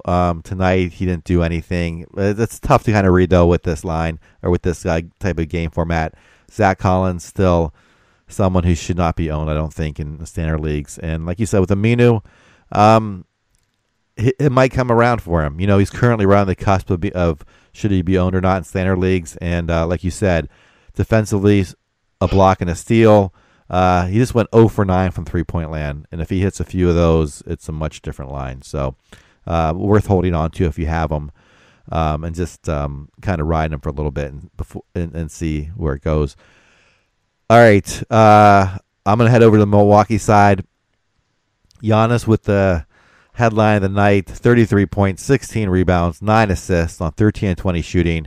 Struggled a bit from the line, 6 of 9 from the line, just a three-pointer, but 3 steals. Chris Middleton just played 24 minutes, but had 21 points, 7 rebounds, 4 assists, 5 of 5 from the line, 2 3-pointers, 2 steals. This guy is pure gold. Brook Lopez, someone who I like this year and I have on one team tonight, played 20 minutes, 3 points, a rebound, 2 assists, and a 3-pointer, no defensive stats. Bledsoe, another solid player, in 24 minutes had 16, 6, and 5 on 7 of 13 shooting, 2 3-pointers, and not much else. Brogdon had a solid game, 16 points, 3 rebounds, 2 assists, 2 of 2 from the line, and had a block. Off the bench, Thaumaturge, 11 and 8 with a block. We have a Sterling Brown sighting, 19 minutes, 9, 5, and 2. Pat Connaughton got 19 minutes. This guy is starting to emerge here. You know, I thought DiVincenzo could be a guy who emerges in deeper leagues, but Connaughton is looking maybe just a little bit better right now with DiVincenzo out. Ilyasova, not so much. Same with Tony Snell. Even Dellavedova got minutes tonight. This guy was a coveted free agency not long ago, and clearly I never thought he was that good in this league. But anyway, he got some time tonight in this blowout. Not much I'm taking away except that maybe Connaughton in deeper leagues is worth a watch. Not an ad yet, but a watch. That's about it. How about you? Just want to say that I love this team, man. It's just so great to see a team with this many fantasy assets. Giannis, Bledsoe, Middleton, Brogdon, Lopez, just all doing their thing, all worth owning. All, I guess, other than Lopez tonight, but all having some great lines, man. Milwaukee Bucks are just fantastic. Fear the deer this season, man. Love it. All right, Neil, going to move over to the next game. Let's keep rolling. The Brooklyn Nets and the Dallas Mavericks, and the Mavericks getting the victory here, 119 to 113. I am going to look at the Nets. Gonna start with Alan Crabb. Neil, this guy was floating on wires pretty much everywhere. When LeVert went down, we had talked about how we probably got to pick this guy up, and now we are seeing why. 27 points, 2 steals, a block, 3 rebounds, and assists. He took and made 7 of 11 shots from 3-point range, 10 of 16 from the field. Double check that Alan Crabb is not available. I'm sure that he's not, but he's worth a look just in case. Joe Harris, 8 points, a steal, 4 assists, 1 3 tonight. Did not shoot well, only 3 of 11, but stick with him. D'Angelo Russell has been pretty good lately. The efficiency was not great tonight, only 6 of 18 from the field for 17 points, but he did also add 4 assists, 5 rebounds, 3 threes, was a perfect 2 of 2 from the line. Letdown game tonight from Jarrett Allen, 6 points, a steal, a block, and assist, 6 rebounds, but only shot 3 of 8 from the field. I was hoping for more from that guy.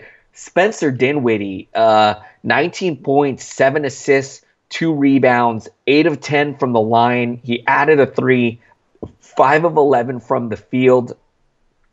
Pretty good production off the bench. I love that he saw 28 minutes. That's beautiful.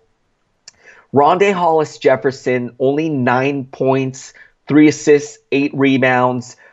27 minutes is nice. I would love to see this guy crack the starting lineup. Why are they starting Jared Dudley over Rondae Hollis-Jefferson? I have no idea. Not too much to talk about. Ed Davis actually with a beautiful game in 20 minutes, 17 points, 9 rebounds, and assists, a steal. If anything ever happens to Jared Allen, run as fast as you can to the wire to pick up Ed Davis. But until then, I don't trust him in this reserve role. But definitely something to keep in the back of your mind. Neil, what are your thoughts on the Brooklyn Nets? Yeah, Ed Davis, like you said, worth owning only if there's an injury to Allen. Otherwise, stay away from him. Even Hollis Jefferson, he's ranked even lower than Ed Davis, and I don't think he needs to be owned anywhere at this point. And we talked about when LeVert went down, who are some of the potential pickups, and like you said, Crabbe has certainly benefited in terms of minutes, and tonight delivered with the 7 3-pointers and 2 steals. This guy, for me, I'm still watching him, but it might be too late by the time I pounce on him. So, yeah, if you need to, I think he has the potential to kind of flirt right with that 12-team value. Other than that, I think Dinwiddie is getting an uptick in assists and minutes because of the LeVert injury. He's distributing a little bit more.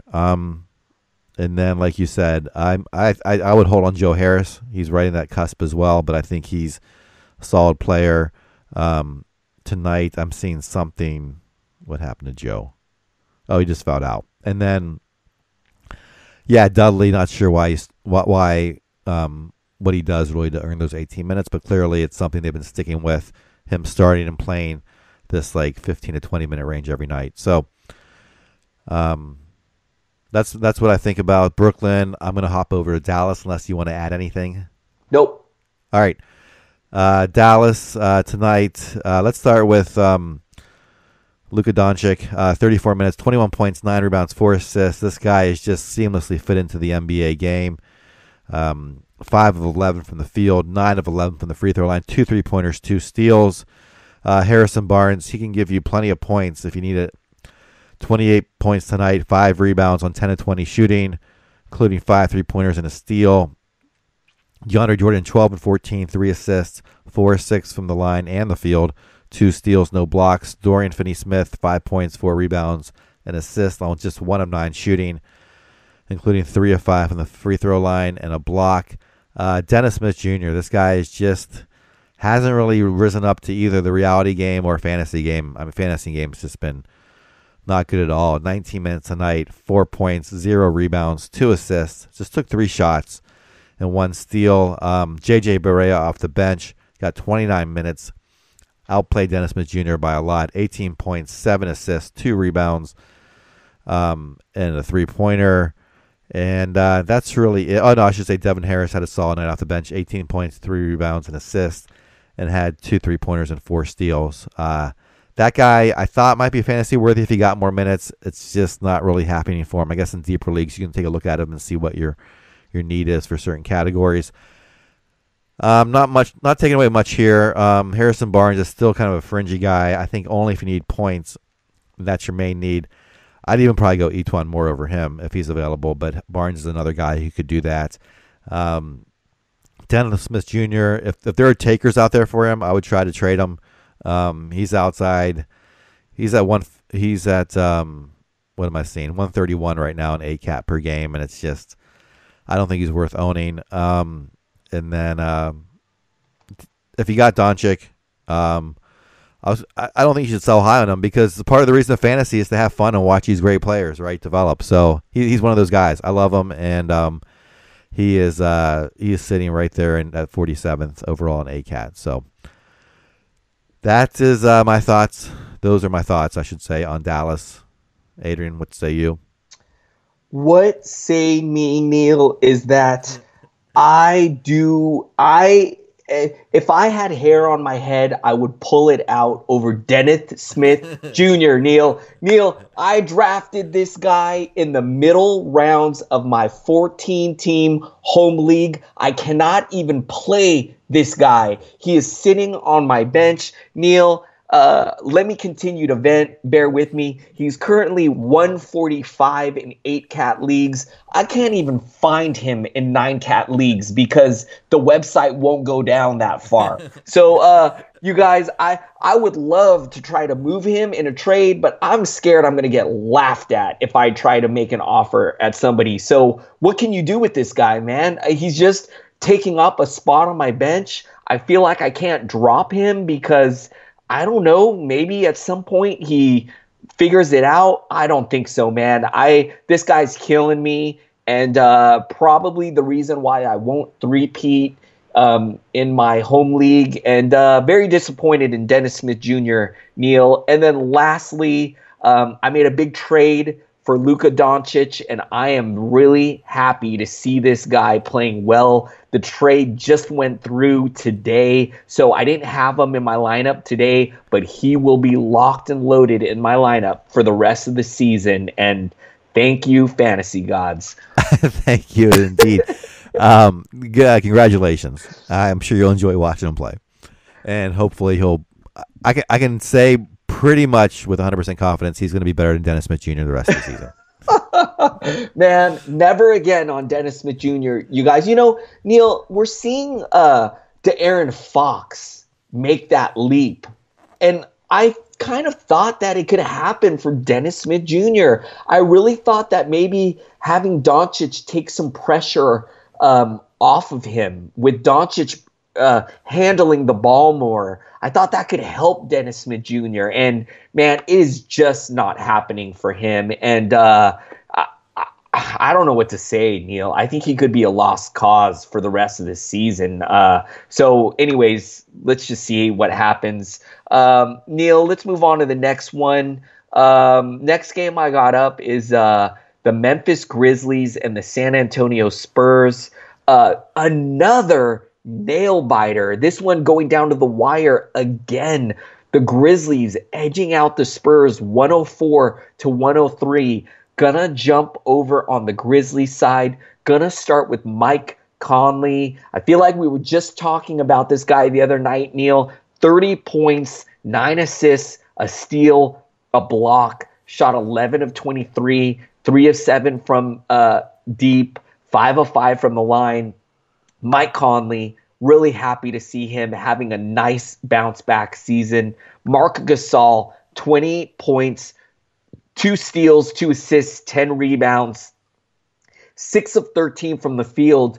Neil, he took 4 threes. None of them went down, but was a perfect 8 of 8 from the line. And Gasol is having a great season. Another guy you should keep locked and loaded. Very disappointed in Jaren Jackson Jr. tonight.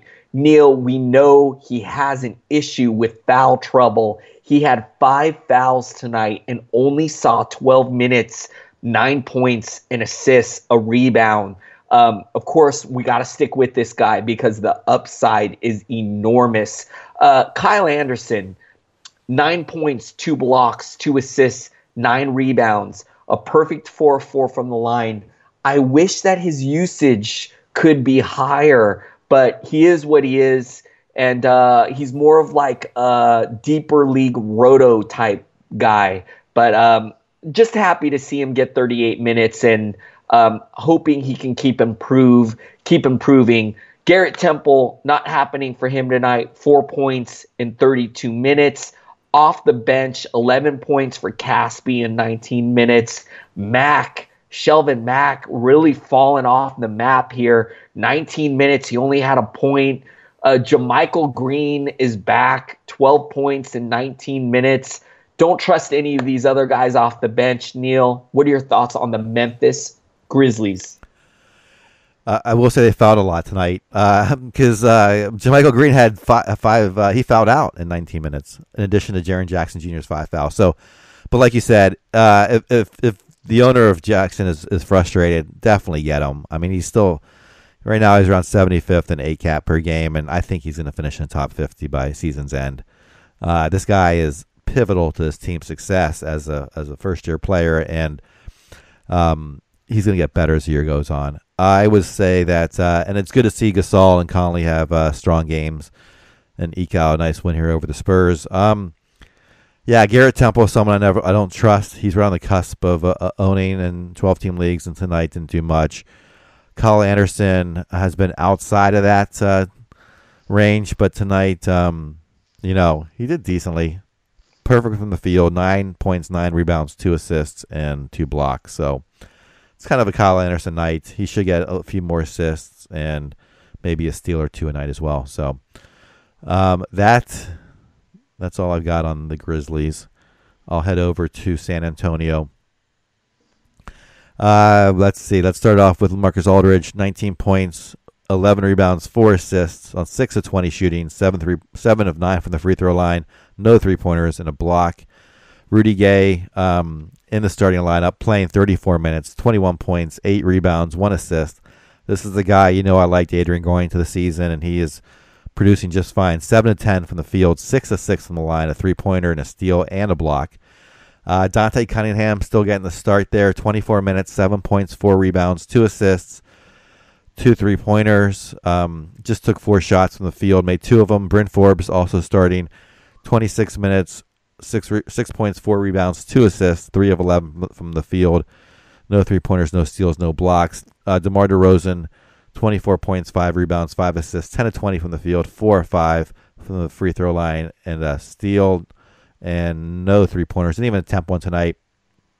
Patty Mills, someone I've streamed before. Tonight he was probably streamable, but it's so hard to predict for me. Tonight, 15 points, 2 rebounds, 3 assists on 4 of 7 shooting, 4 of 4 from the line, 3 three-pointers, and a block.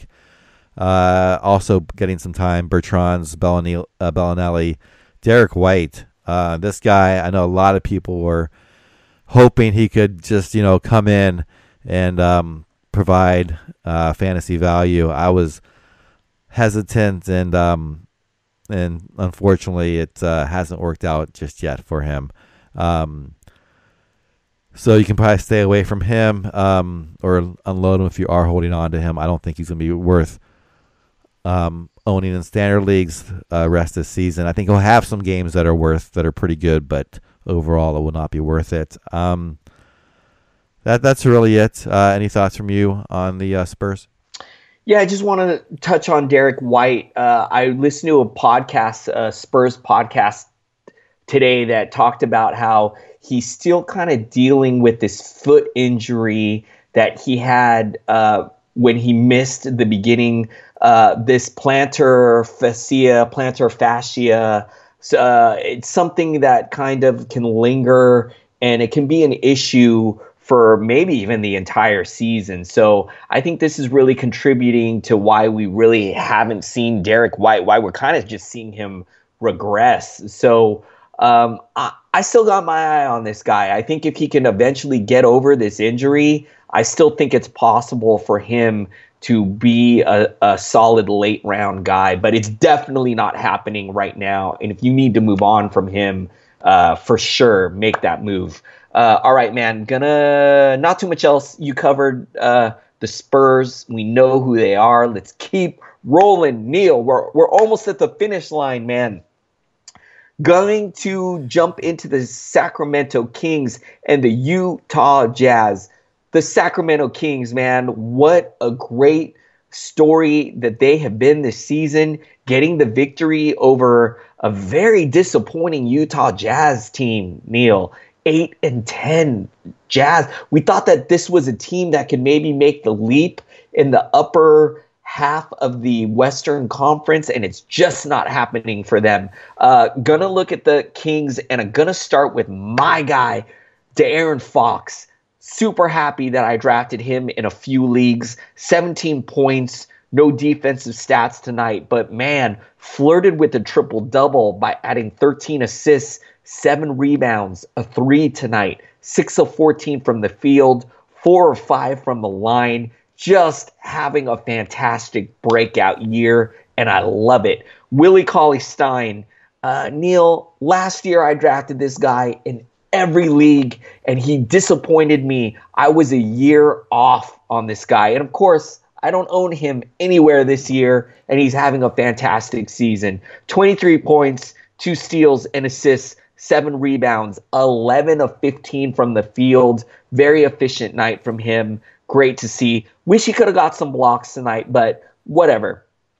Buddy Hield, 10 points, 4 assists, 7 rebounds. The shot was a little off tonight, only 4 of 12 from the field, but he did add 2 threes, and Buddy Hield is primed to have a fantastic season.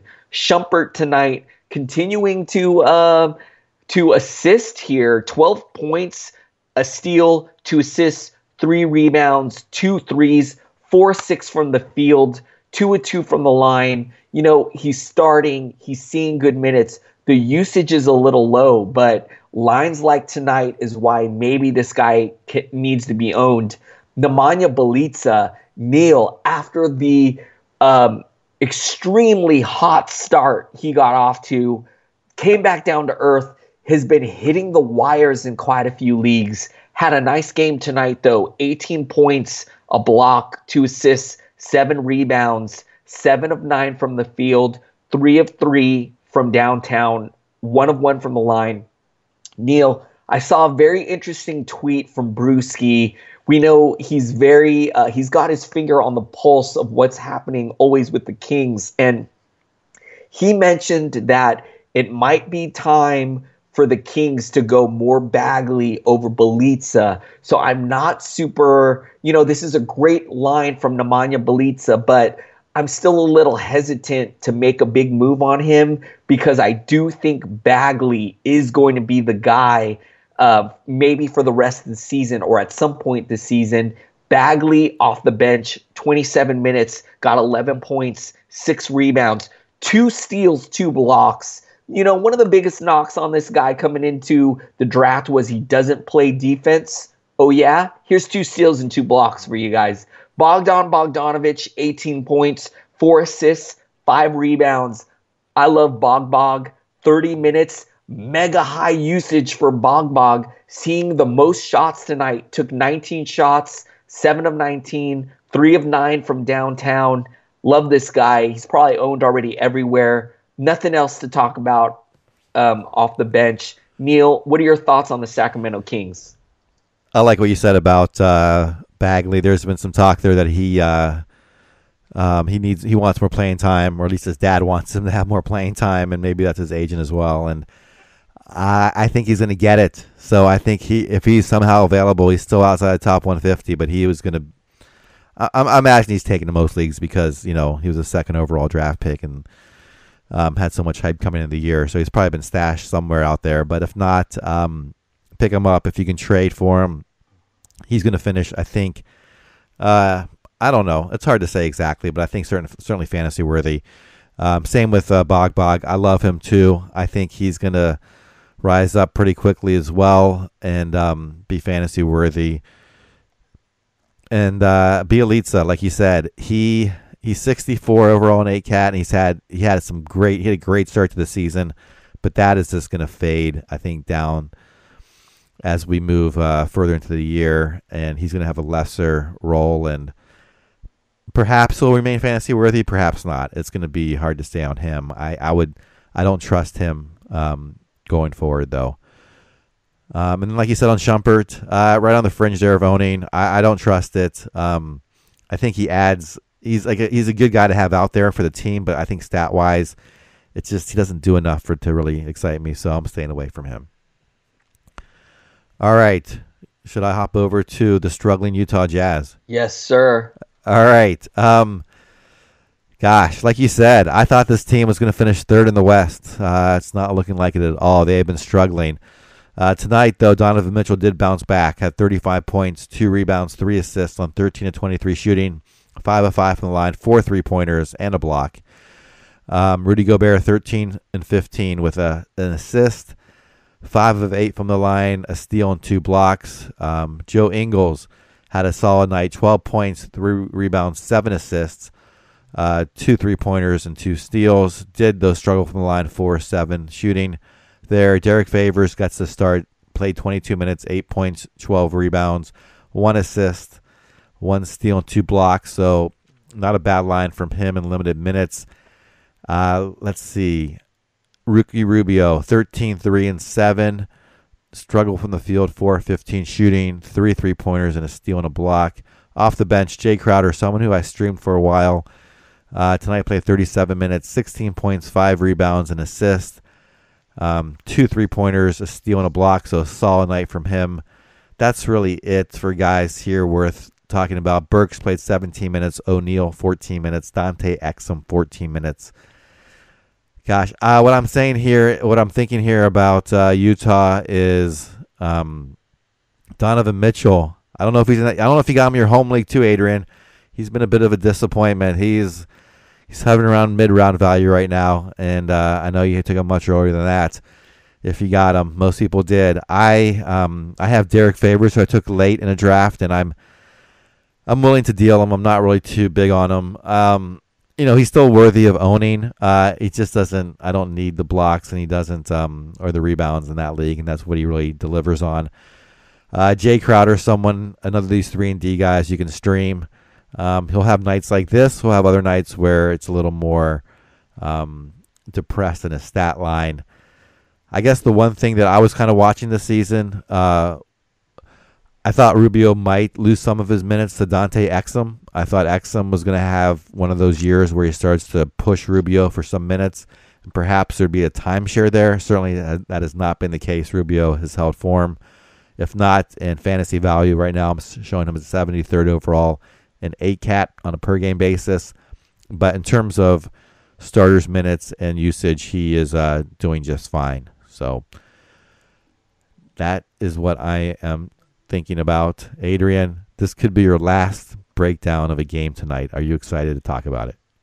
No, I am not, Neil, because I am not quitting. I don't care about this final. Neil, I feel like we just ran a marathon. Do you think I'm going to quit on the last mile? Hell no, man. Let's keep going. But real quick, as you mentioned, man, very disappointed in Donovan Mitchell. Neil, you know how much I love this guy. You know how high I was coming in. You mentioned he had a good line tonight, and I'm still disappointed. He's just not contributing in the peripheral stats. Only 3 assists, only 2 rebounds, no steals. I mean, come on, man. And you know what, Neil? At this point of the season, I don't think it's going to happen, man. We're 6 weeks into the year, and I think this is what Donovan Mitchell is. And I'm a little heartbroken, Neil. I'm a little heartbroken. But anyways, let's move on to the last game. And Neil, I'm really excited. I think this game literally just ended.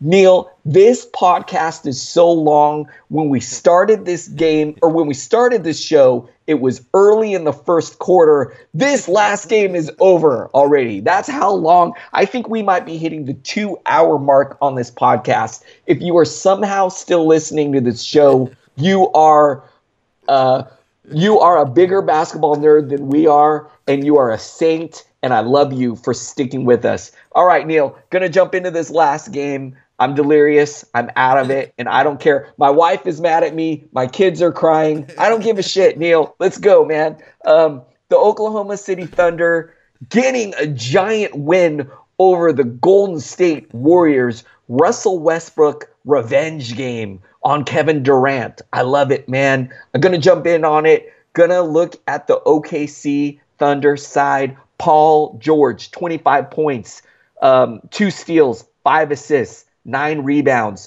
4 threes, 10 and 23 from the field. PG doing what he does. Love it. Jeremy Grant was very happy to pick this guy up in a few leagues to start the year. He is not disappointing me. 14 points. The defensive stats, he brought them tonight. 1 block, 2 steals, 11 boards. He added a 3, went 6 of 10 from the field. Yes.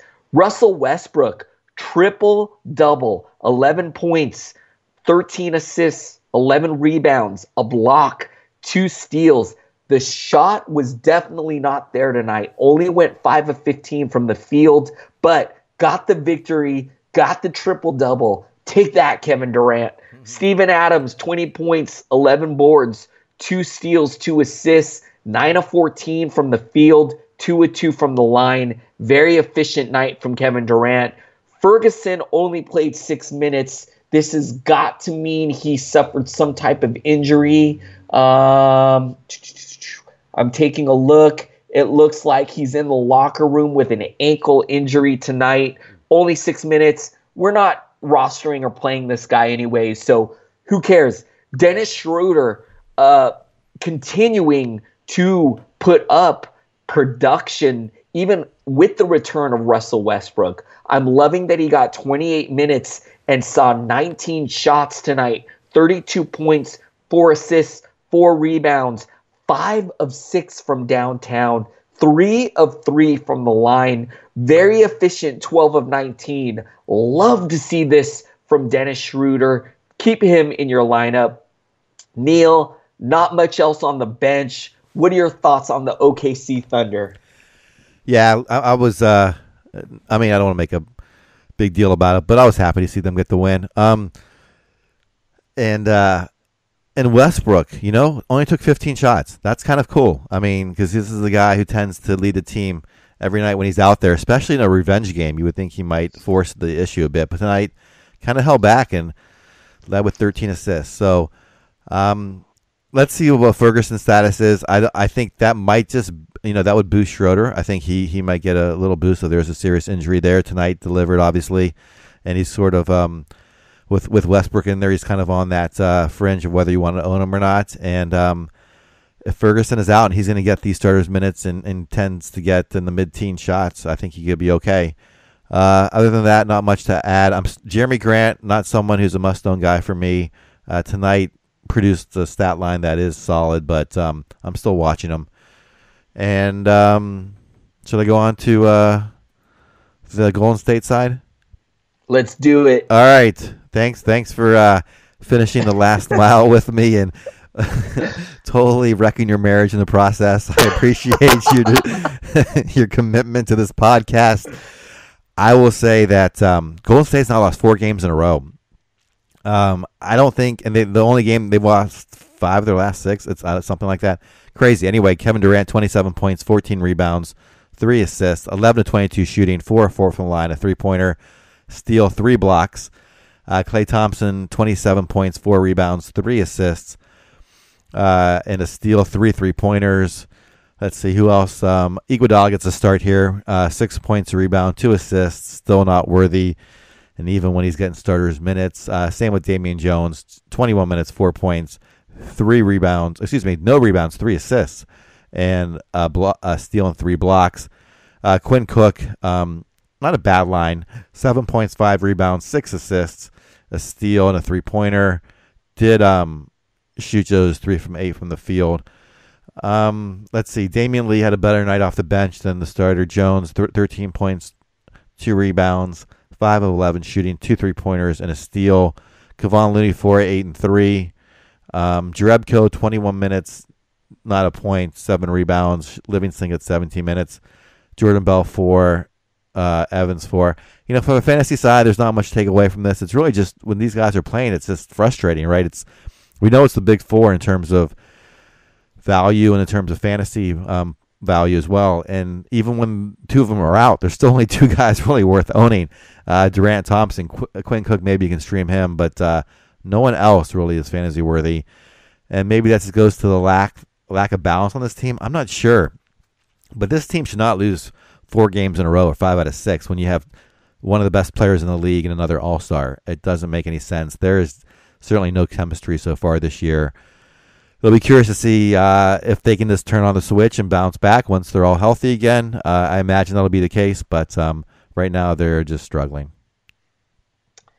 I am expecting to see the return of Steph Curry and Draymond Green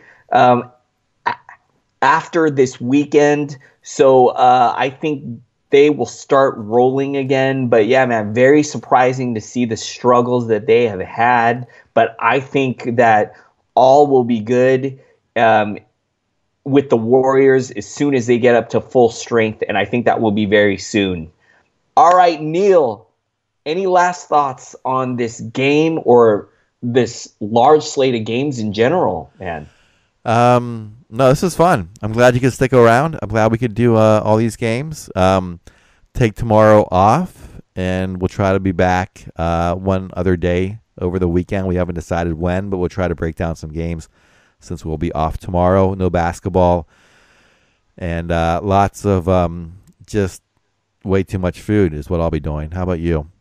Same thing, man. And I hope I can be the first one to wish you a happy Thanksgiving. I want to thank everyone for sticking with us. Neil, I'm going to go out on a limb and say that this is the longest podcast in the history of any hoop ball show. I don't know if this is true, but I know that we got to be approaching the 2-hour mark. And I'm just going to go out on a limb and say this is the longest show ever in the history of hoop ball. So thank you, my man, for being here with me. Oh, yeah. Thanks, Adrian. And yeah, thanks to all the listeners, too. We really appreciate you guys listening to us and following us on Twitter. Again, you can follow me at Ball with Neil, BALLWITHNEIL.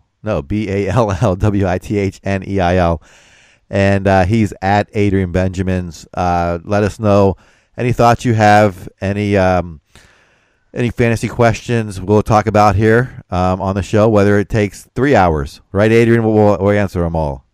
I know you'll be ahead. Hey, what if we need to be here another hour? If that's what you guys want, then fine. We will do that.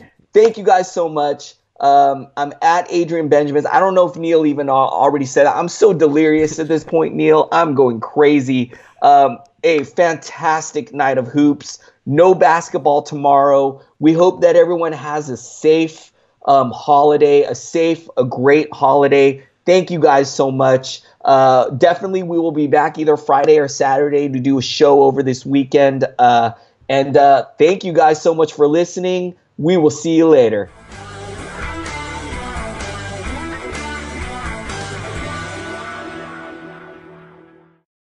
This has been a Hoop Ball presentation.